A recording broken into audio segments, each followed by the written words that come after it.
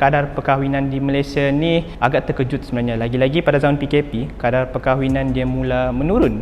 Mungkin in the future dia akan menurun atas beberapa faktor. Kenapa kadar perkahwinan ni menurun di Malaysia adalah yang pertama sekali yang paling kukuh dan juga yang merupakan punca utama runtuhnya rumah tangga adalah dari segi kewangan. Faktor kewangan merupakan faktor utama yang harus kita fikir sebelum memasuki alam rumah tangga. Sebab bila kita memasuki alam rumah tangga, kiranya kita tak mampu mengawal bajet kita, especially kepada mereka yang sudah memiliki anak ataupun mereka yang dalam golongan B40 ataupun M40, sudah tentu rumah tangga tu susah untuk dikekalkan kerana berlakunya pergaduhan kerana faktor kewangan. Sebab bila kita nampak kebanyakan daripada mereka yang bercerai sebabkan faktor kewangan ni, sebabkan mereka gagal untuk membelanjakan bajet mereka mengikut kemampuan.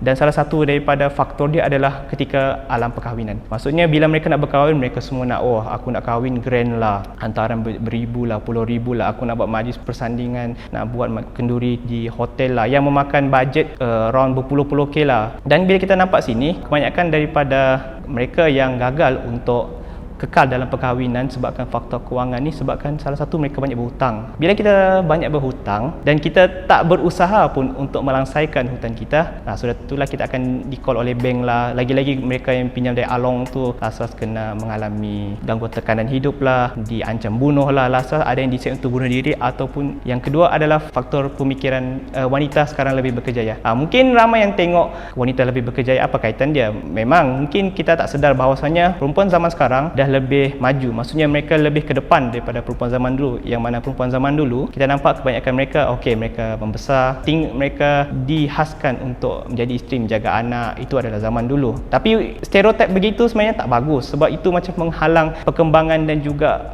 misi dan visi perempuan untuk menjadi seorang wanita yang berkejaya. Tapi bila kita tengok pada era sekarang, kebanyakan daripada mereka, sekiranya mereka decide untuk kahwin dan memiliki anak sebelum mereka mencapai target mereka, mereka biasanya tak akan capai target apa yang mereka impikan dalam sebuah organisasi. Contoh macam nak jadi bos tu macam susah sikit lah. Bukan tak dapat, tapi susah. Sebab mereka kena fokuskan mereka punya kerjaya kepada anak. Dan laki-laki ni, dia macam ada satu sifat insecure. Maksudnya, dia tak nak mendekati perempuan tu bukan sebab dia tak nak, cuma dia rasa macam, layakkah aku dengan dia ni? Sebab aku tengok dia tu gaji lagi besar dari aku, anak megah holding. Anak megah holding korang.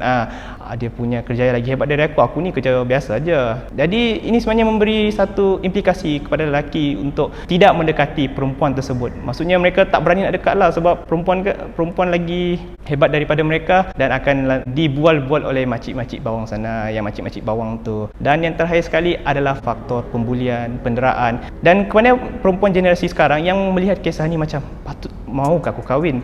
Macam aku tak nak aku punya perkahwinan berakhir dengan something like this.